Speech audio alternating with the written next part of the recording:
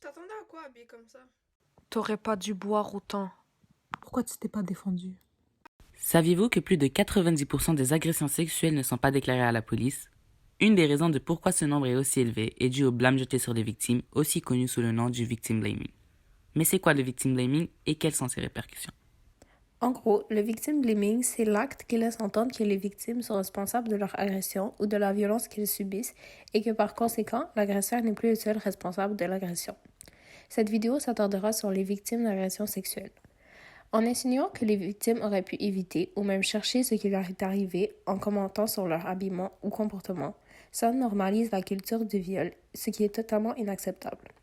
La psychologie du victim blaming est alimentée par la société pour leur faire croire que cela n'arrive qu'aux autres et pas à eux. Les répercussions du victim blaming peuvent être très graves.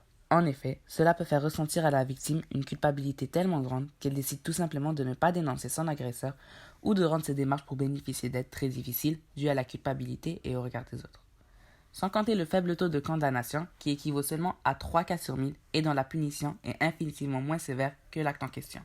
Nous espérons que cette vidéo vous en a appris plus sur le victim blaming. Nous devons dès maintenant montrer aux victimes que nous sommes avec eux et non contre eux. N'oubliez pas que sans oui, c'est non.